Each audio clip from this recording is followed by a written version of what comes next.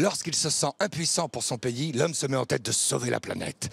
Et oui, plus c'est gros, plus ça passe. C'est pour ça que l'homme a créé le Grenelle de l'environnement. Je me posais une question, est-ce que le Grenelle, c'est pour recycler les politiques qui sont... Ou recycler les journalistes. Grâce au Grenelle, on a pris une conscience écologique. Ça va? Le glyphosate, vous y croyez encore ou Tu t'es pas rendu compte, mais le Grenelle, c'était un basculement quand même. C'est un grand basculement. Ça a été quelque chose de... Voilà, il y a eu C'est normal, je lui pose une question et il répond à lui. Ouais, parce que cette heure-ci, je suis off, moi. Moi aussi, si vous croyez, si je travaillais, ça se serait. Viens boire un coup, viens boire un coup. Oui, on va boire un coup. En Jean-Louis, Vous allez bien? il n'a pas envie de me parler. Oh, Yannick Jadot et Jean-Louis Borloo. Vous voyez, le Grenelle, ça recycle tout le monde. Hein? Soutien d'Amont. Oh là, quelle voix. Je suis ravi que vous couvriez cet événement. Alors vous, votre combat, c'est les animaux, mais plus précisément les oiseaux. Pas que. Si Nicolas Hulot était un oiseau, ce serait quoi? Il plane un peu, donc un grand voilier. C'est un rapace dans la mesure... non, il a de l'énergie, de l'ambition. Un faucon ou un vrai? Un faucon, pour moi, c'est un compliment. Il n'y a pas de doute. Non. Une buse alors? Peut-être une buse jugée comme telle par certains. Et là, il ne nous entend pas. Et Chantal Joanneau, qui est juste derrière, c'est quoi comme... La Chantal. La Chantal. Non, elle, c'est une fillonnette. C'est une fille. C'est pas un oiseau, ça? Quel genre d'oiseau tu pourrais incarner? Un oiseau... Une autruche? Non, un oiseau... Je ne dirais pas ce que j'ai envie de lui répondre parce qu'il y a... Une autruche, c'est un compliment dans ma bouche. Parce que comme vous faites du karaté, l'autruche, elle est bien ancrée dans le sol. Ouais. Alors, juste un truc. Je demandais à Alain Bougradubourg si vous étiez un animal. Il peut me prévenir. Je serai un ortolan. Non, ortolan, c'est pour faire plaisir à Mitterrand. Non, il mangeait les ortolans et c'est interdit. Il m'a dit un rapace. Alors j'ai dit un faucon, il m'a dit non, ça c'est flatteur, une buse. Attends, il vous compare à une buse, Alain Bougradubourg. Je préfère une buse qu'une autruche. Hein. Ah ben, le problème, c'est que c'est Chantal Joanneau, l'autruche. Il y en a des autruches en ce moment. qui mettent la tête sous le sable pour pas voir... Ben oui. Pas trop triste avec le glyphosate? Ben non. Non, vous tenez bon? Pour l'instant, les signaux sont plutôt... Attends, on a quand même changé totalement d'échelle. Hein. On est en train de réfléchir, 3 ans, 5 ans, l'interdiction. Si on s'était vu il y a quelques semaines, la seule logique que tout le monde partageait, c'est de reconduire pour 10 ans. Mais alors pourquoi ils repoussent pour écouler les stocks? Non, ils sont en train de discuter pour mettre tout le monde d'accord, mais on a changé d'approche. On est dans une approche maintenant de sortie et pas dans une approche de reconduction. C'est plus la même chose. Merci pour la nuance, elle est importante. Lui, il n'aime pas parler, ce qu'il aime, c'est les actes. C'est pour ça que même moi, il m'évite. Alors qu'il n'a rien contre moi, ou a priori? Rien, au contraire. Vous êtes écolo maintenant, Audrey? Écoute, il ne faut pas que ça se sache. Oh là là! Eh ouais, faut mettre les femmes en avant là. C'est dans le ton de l'époque. Ils le pensent pas, c'est très hypocrite, mais ils le font. C'est sympa la petite barbe de baroudeur. Hein. Vous êtes plus crédible en sauveur de la planète qu'en centriste. Non mais là, dès que je rentre à Paris pour travailler, je me rase. Bon, ça se passe bien l'Afrique? Écoutez bien, là ça y est, l'agence est créée. Voilà. Elle est présidée par un chef d'État, donc des 54 pays africains, avec les 27 pays européens, avec son budget, donc les 3 milliards. L'avenir, c'est l'Afrique, on le dit pas assez. De toute façon, c'est le sujet le plus important qui est devant nous. Voilà. Parce que Il y a l'Afrique, il y a la mer et les océans. Voilà les 2 grands sujets de la planète. On dit de vous que vous avez la tête dans les étoiles, mais vous aimez traduire votre utopie en actes et pas en mots. C'est pour ça que vous... J'essaye en tout cas. Bon, bonne chance. Fait plaisir de vous voir. Bravo. Et un mot pour le Grenelle, alors? C'était sympa. Quand je pense qu'ils ont dépensé 5 millions l'État pour supprimer le mot Grenelle de tous les documents administratifs, j'aurais pas dû. Hein. À bientôt.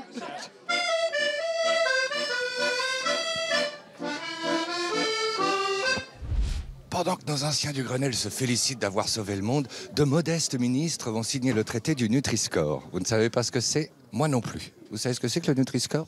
Oui, monsieur. C'est bien, on est 2 comme ça. Vous avez un peu le trac, il se joue beaucoup aujourd'hui, hein, quand même. Hein. Rabaisser le budget de la sécurité sociale, signer les accords du Nutri-Score. Les accords du Nutri-Score, c'est une très très belle réussite et c'est très bien pour nos concitoyens. C'est pour nous rassurer.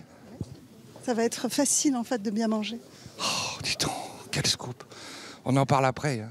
Bonjour, monsieur Travers. Bonjour, comment ça va? Bien, et vous? Il paraît que vous êtes quelqu'un de droit malgré votre nom. Elle a une barbe blanche, celle-là. Hein. De qui elle parle? Ah, de cette vanne.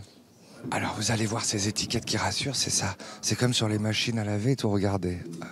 Exactement. On voit que vous avez lu le dossier de presse. C'est tout à fait ça. On est sur un code couleur avec un code de lettres de A à E et un code couleur.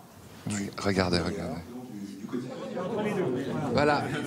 Faut que vous puissiez ressembler à un code barre. C'est rassurant, comme ça. Alors, on a du Fleury-Michon, on a du McCain, on a de la frite sans sel. Attention, voilà. Posez pas trop longtemps. Monsieur Travers qui fait la pub de Fleury-Michon, enfin, c'est pas possible. Non, c'est du placement de produit, ça. Ça ne se fait pas. Monsieur Griveaux, je vous salue succinctement parce que vous devez partir à Bercy. Mais alors, quel est votre rapport, vous, avec le Nutri-Score? Plus de contrôle, c'est ça? Vous êtes... Plus de contrôle, plus de transparence. Il faut donner la bonne information aux Français, qui sont les acteurs aussi de leur propre consommation. Pas le rôle de l'État de dire en permanence, faites ceci, faites cela. C'est on les informe, on dit voilà, quand vous mangez ça, le score nutritionnel est celui-là, donc vous prenez aussi vos responsabilités. De la transparence et on responsabilise le consommateur. Et ouais, on fait confiance aux gens, on fait confiance à l'intelligence des gens, on les prend pour des adultes, on arrête de les infantiliser. Oh, c'est bien ça. Grâce à ces étiquettes, on est rassuré, mais souvent quand on rassure, c'est qu'il y a une forme d'impuissance. Parce que les mauvaises nouvelles, les produits, les insecticides, le glyphosate, on les verra jamais écrits sur l'étiquette. Ce sont deux choses différentes. Là, on est en train de promouvoir la qualité nutritionnelle des produits. On n'évalue pas par ce score le caractère bio. C'est dommage. Quand est-ce que vous augmentez le paquet de cigarettes? Parce que j'ai tellement acheté de cartouches en avance que je ne pourrais pas m'arrêter de fumer avant au moins 10 ans. D'ici le 1er avril, il y aura une augmentation d'1 euro. Ce ne sera pas un poisson? Ah non, vous ne montez pas à 10 euros? Pas en une fois, en 3 ans.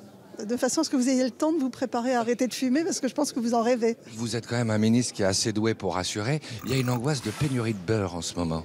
Vous avez vu ça? Oui, on l'a vu. Vous savez combien il faut de litres de lait pour faire 1 kilo de beurre? Pour faire 1 kilo de beurre? Non, alors je sèche totalement sur... 22 litres de lait. J'ai séché sur la question. Ce que je sais, c'est que nous avons du beurre. Aujourd'hui, il y a du beurre dans des réserves et il faut aujourd'hui que l'on puisse travailler, que les distributeurs et les transformateurs puissent travailler ensemble, discutent ensemble. Nous avons demandé des plans avec les matières premières, quoi, en fait. Il y a un problème sur la matière première. La matière grasse, les prix ont augmenté depuis quelques mois. Le beurre a augmenté de 6% en France, de 57% en Allemagne. Est-ce que vous croyez qu'un jour, on sera obligé de vendre du beurre aux Allemands? Je ne réponds pas à cette question. Bon, il y a eu un peu de fond avec Nutri-Score, je vous l'accorde. Mais si on veut vraiment être sûr de ne pas en avoir du tout, il faut venir voir les Républicains. Alors, on n'a rien à dire, mais on le dit bien fort. Comment allez-vous, docteur? Ça va bien. Ben vous faites n'importe quoi pour faire parler de vous. Franchement, vous n'avez plus de pouvoir et vous voulez exclure ceux qui ont du pouvoir. Comment se fait-il? Bonsoir. Vous allez voter comment? Je crois qu'on va mettre fin à une histoire qui a que trop duré. Voilà. Ah, vous n'allez pas exclure? Je suis étonné d'ailleurs que vous soyez encore intéressé par cette situation. Bon, mais je comprends pas. Même François Hollande a gardé ses frondeurs alors que lui était au pouvoir. C'est pour ça qu'il n'a pas pu être candidat après. Ah, mais vous n'êtes plus au pouvoir. Vous avez conscience de ça?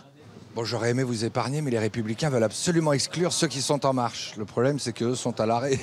Monsieur Debrez, iriez-vous jusqu'à dire qu'Emmanuel Macron s'est entouré de traîtres? Je ne vais pas jusqu'à dire tout ce que vous dites, sinon je suis foutu. Monsieur Wauquiez, je vous sens très pressé. Vous n'avez pas peur de passer pour un destructif environ les constructifs?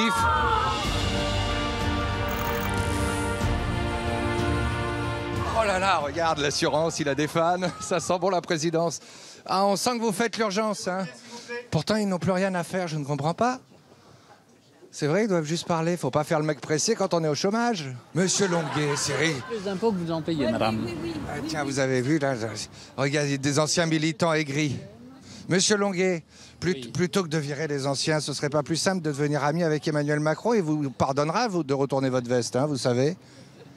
Je laisse Macron se débrouiller. C'est suffisamment dur d'être président de la République pour ne pas lui compliquer la vie. Je dis simplement que le problème posé est un problème politique. Et un problème politique se tranche par des votes et non pas par des exclusions. C'est mon point de vue. Mais je suis minoritaire et j'accepte la décision majoritaire. Donc il y a exclusion. Vous vous en rendez compte? Est-ce qu'aux Républicains, justement, vous êtes sages, mais ils ne sont pas encore plus mauvais perdants que Jean-Luc Mélenchon?